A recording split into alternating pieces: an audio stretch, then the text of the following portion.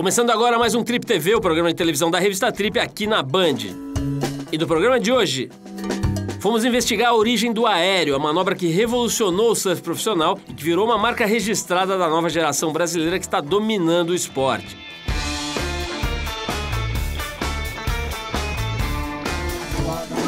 A gente entrevistou Juan Pablo, filho de um dos maiores e mais cruéis criminosos de todos os tempos, Pablo Escobar. Sempre he asegurado que mi dinero no tiene vínculos con el narcotráfico.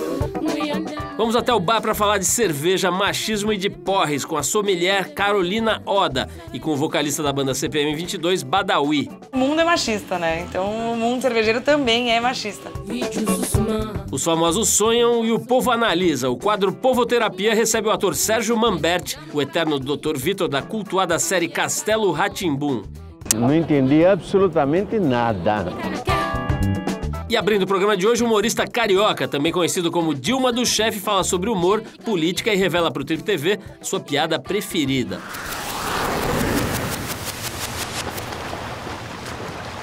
Como é que tá o tempo em São Paulo? Tá bom! No Rio?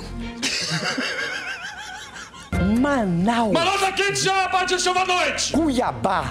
Cuiabá tá com Manaus! Cuiabá tá com Manaus! Humor, pra mim, é um estado de espírito, cara. Eu acho que o humor não necessariamente precisa ser engraçado. O humor é um estado. Olha, eu tenho uma conta pra acertar com o cara aqui.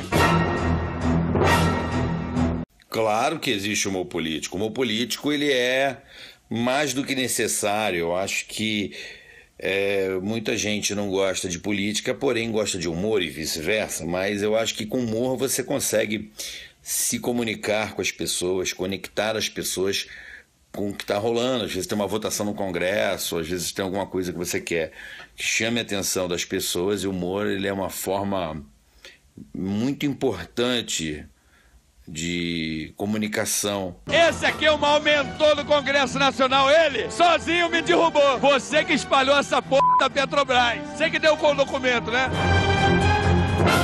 Rachou o PMDB, botou o Congresso contra mim. São muitos bons humoristas. Eu gosto muito do Jerry Lewis. No Brasil tem vários, né? Oscarito, teve, né? Costinha, Chico Anísio. Agora, especificamente, eu gosto muito de um cara no Brasil chamado João Cláudio Moreno. Vocês podem ter oportunidade de assisti-lo na internet.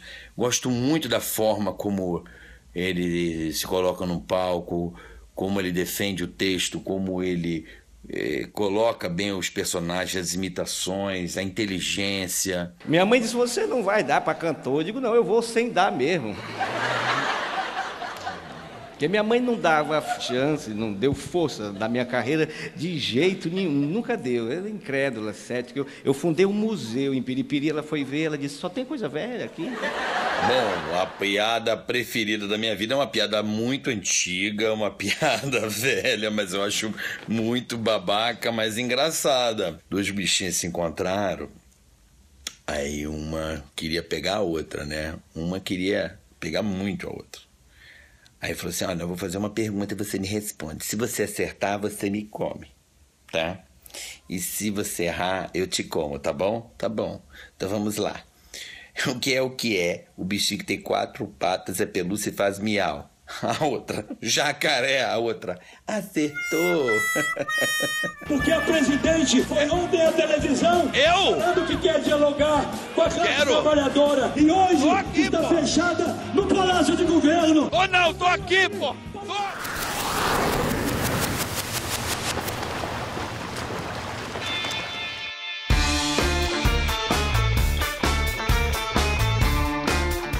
Espécie de marca registrada da Brazilian Storm, o aéreo ajudou a colocar o Brasil no topo do surf profissional atualmente. E mais do que isso, vem revolucionando o esporte. O Trip TV dá um mergulho agora na origem dessa manobra com a ajuda do jornalista e surfista Fernando Gueiros.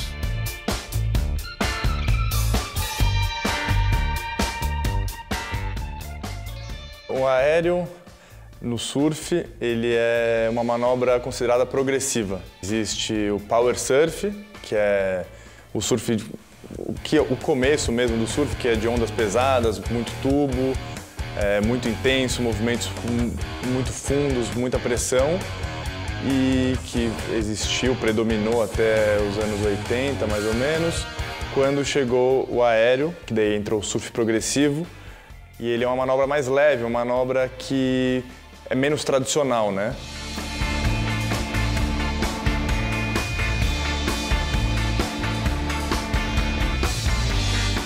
O aéreo surgiu inspirado no skate na década de 70, que até um documentário muito conhecido, que é o Dogtown and the Z-Boys, que são um movimento de skatistas na Califórnia, que andava de skate nas piscinas abandonadas, tudo mais, que foi um movimento que mudou o skate e, de certa maneira, influenciou o surf, porque foi as manobras que os skatistas davam, eles decolavam, eles saíam da rampa e voltavam.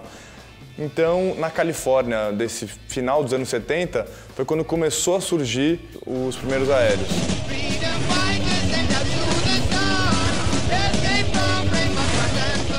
O aéreo, ele passou a ser aceito pelos surfistas antigos, de pressão, surfistas do power surf, quando ele foi capa de revista pela primeira vez. Na revista Surfing, que é uma das principais revistas do gênero no mundo, a capa era o Kevin Reed, que é um surfista californiano, dando um aéreo, que hoje talvez nem seria um aéreo. O aéreo é uma manobra para ondas pequenas, uma manobra que é muito difícil ser executada em ondas de mais de 6 ou mais de 8 pés, 2, 3 metros. Então os brasileiros, como já tem essa coisa de ser bom em onda pequena, eles se aproveitaram do aéreo para se dar bem no tour, né? Coisa que os havaianos, que são acostumados com power surf, demoraram um tempo para chegar nesse mesmo desempenho que os brasileiros têm.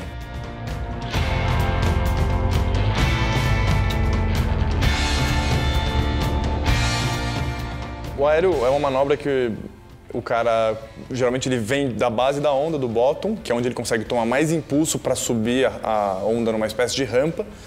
No que ele sobe, ele põe pressão no pé de trás e tem o lip da onda que vem quebrando, né? Ele põe pressão no pé de trás e esse lip joga ele para cima, de uma certa maneira que ele se projeta não para trás da onda, ou seja, ele não conseguiria voltar, de uma maneira que ele se projeta para cair de novo e completar a onda, que é o mais importante do aéreo. O Medina, atual campeão mundial, é sem dúvida um fenômeno do aéreo, tanto é que os primeiros apelidos dele era Medina Airlines, mas o que fez ele ser um campeão mundial não foi o aéreo, foi o fato dele ser um cara que tem o power surf, como a gente falou, ele tem esse lance de pegar onda pesada, tubo pesado com pressão, e também ele é um cara muito completo porque ele também dá aéreos muito bons.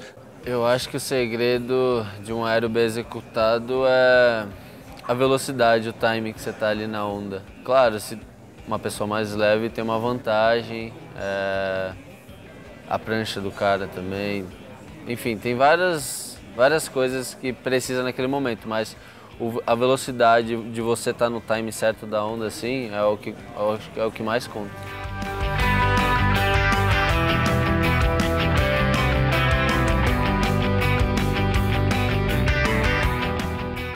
Assim como o Kelly Slater, é um cara que faz muito bem o surf de pressão e teve que se modernizar durante esses 20 anos que ele tem de competição para acertar aéreos. Tem o John Florence, que também é um surfista havaiano, que é um cara que também é um exímio tube rider, que é o grande símbolo do surf de pressão, mas que é um grande destaque nos aéreos. I wasn't thinking I could rotate that far, but I had so much speed and height, and then the wind was, really pinning the board on my feet. And then when I landed, I was surprised I was so stable on the board. I'm like, oh, I think I'm gonna make it. So I just rolled out of it, just rotated back out, and that was it. Before I thought about it, it was done.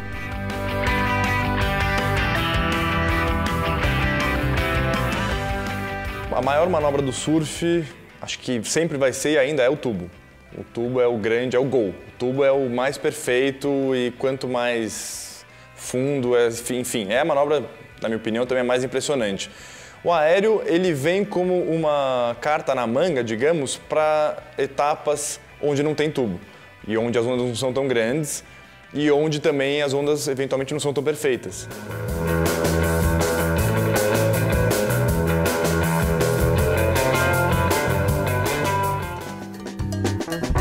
No próximo bloco, Você vai descobrir como é ser filho de um dos mais cruéis e poderosos criminosos do mundo no papo com Juan Pablo Escobar.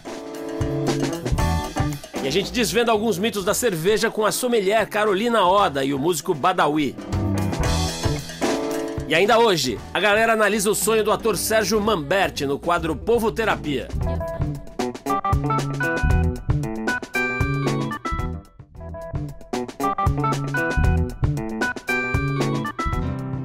Pablo Escobar foi um dos mais poderosos e cruéis criminosos do mundo. A trajetória dele inspirou diversos filmes e livros, mas nunca foi contada por alguém tão próximo como no livro Pablo Escobar, O Meu Pai. Denuncia a los narcotraficantes. Se buscan Pablo Escobar. Mi padre un día me dijo que su profesión era ser bandido. Desde ese momento yo sabía de qué lado estaba él. A principios de los años 80, Escobar se encontraba en la cima del mundo. Tenía la familia que siempre había soñado y lideraba el cartel de Medellín, el cual controlaba el 80% del tráfico mundial de cocaína. Mi padre y muchas de las niñeras mías fueron los peores bandidos de Colombia y a través de eso pues pude tener acceso a una información privilegiada. En el narcotráfico y en las mafias no hay pruebas de nada. Todos se ocupan de que no queden evidencias. No hay recibos.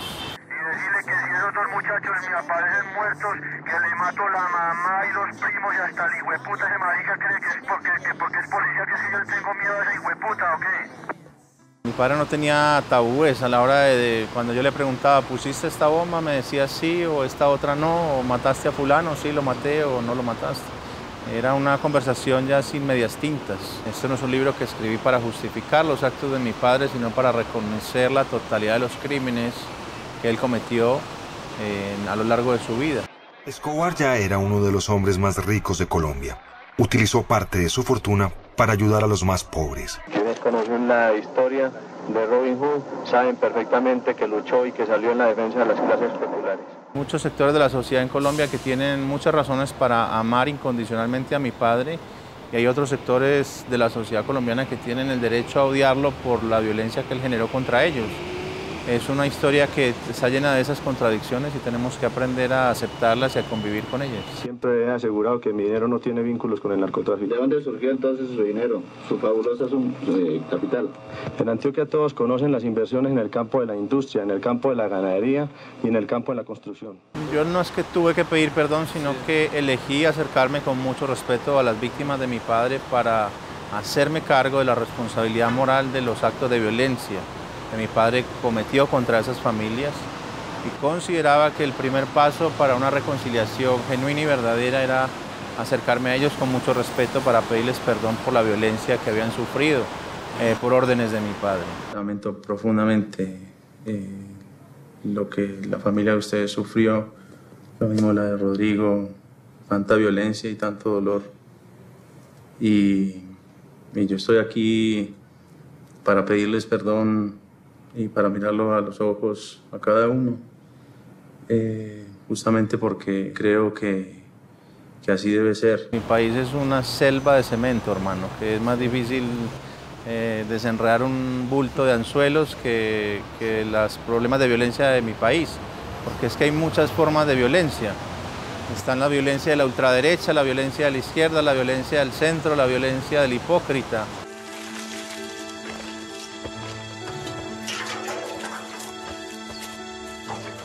He visto que hay 40 años de evidentes fracasos, de rotundos fracasos contra la supuesta lucha contra las drogas.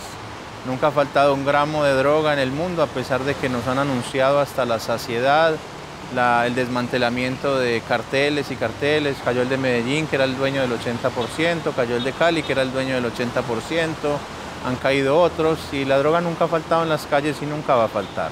Mi padre me educó sobre todo las drogas con mucho amor y me dio muy buena información a muy temprana edad.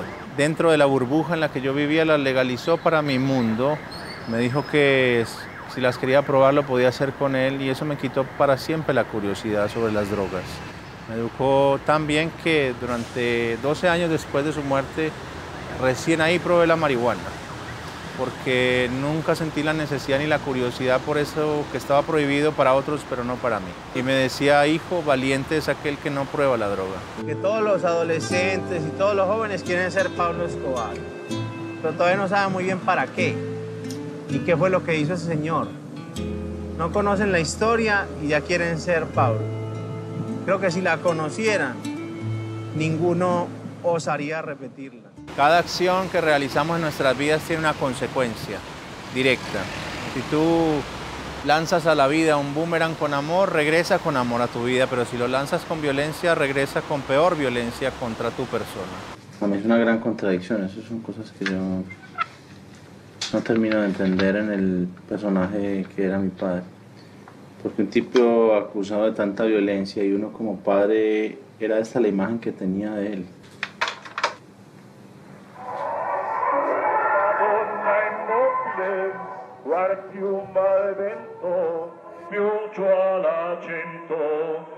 No, yo lo amo incondicionalmente y mi amor por él es no negociable.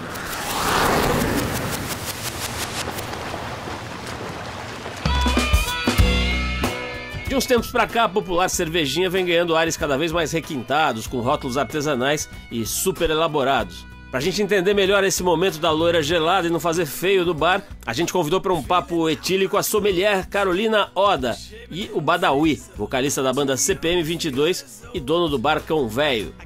O Brasil, acho que de uns 10 anos pra cá, talvez um pouco menos, né? O país começou a acostumar com esse paladar de cervejas artesanais, né? Eu comecei a gostar de cervejas assim do interior de São Paulo, cervejas, sei lá, do interior do Rio Grande do Sul ou do Paraná. E, consequentemente, odiar as outras cervejas de milho, né? E aí... Não é verdade?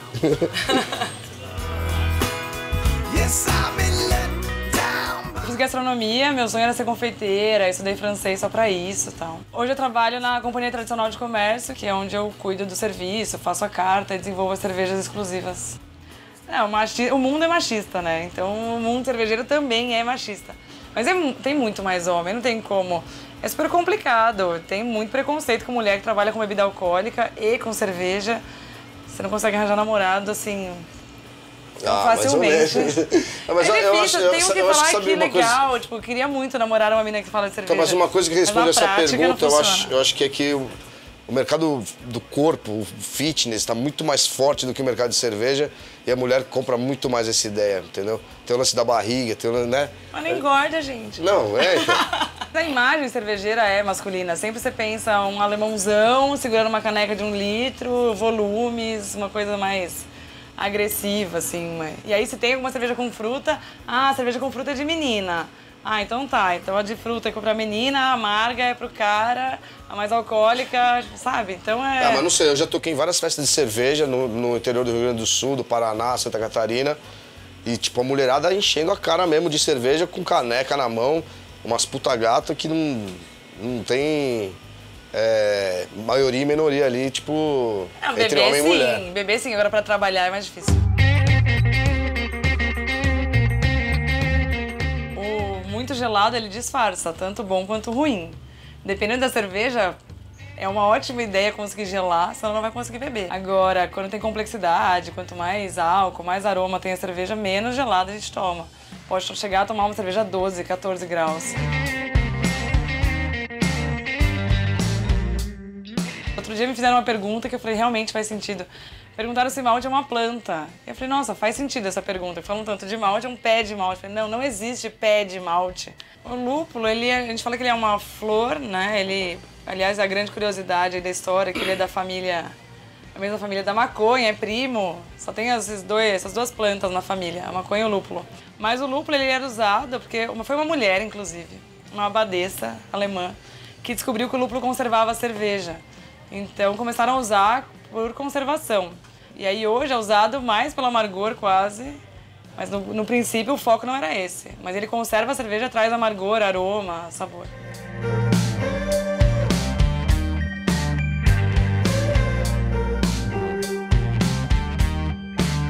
Eu gosto das mais fortes, das mais escuras.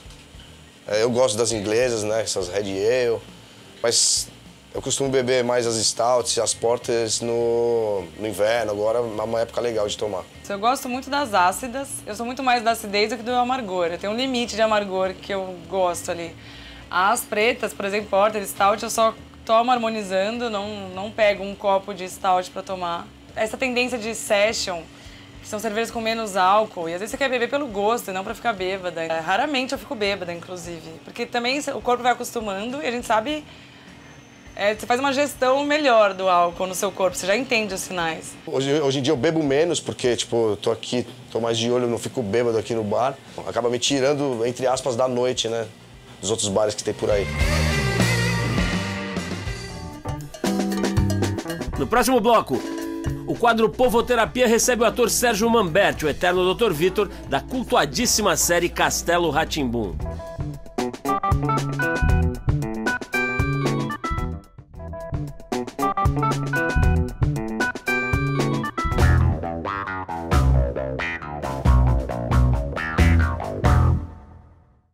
Eu estava numa montanha que era próxima do Pão de Açúcar. Eu estava tentando localizar o que era aquele volume de pedra e aos poucos foi abrindo assim. Aí eu percebi que eu estava muito alto porque o Pão de Açúcar estava muito abaixo. E aí me deu aquela sensação de que eu estava num lugar muito alto e que eu precisava me proteger, entendeu?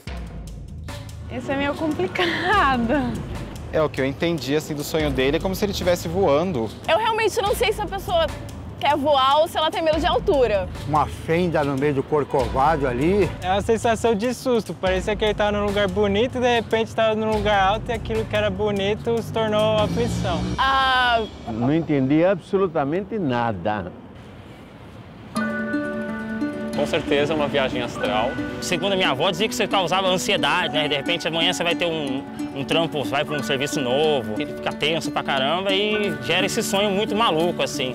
Tem vários, né? Às vezes algum medo de alguma situação. Esse cara daí tá pra se aposentar e tá com medo da vida. Ele pode ser uma pessoa bem ansiosa. Eu acho que ele sonha além daquilo que talvez esteja no alcance dele. Diz também que esse sonho muito maluco, não necessariamente eles tenham um sentido ou uma coisa pra te dizer, né? Quando a gente quer subir rápido, cai rápido, entendeu? Não caí, não. Não, foi só uma sensação. Eu adoro sonho.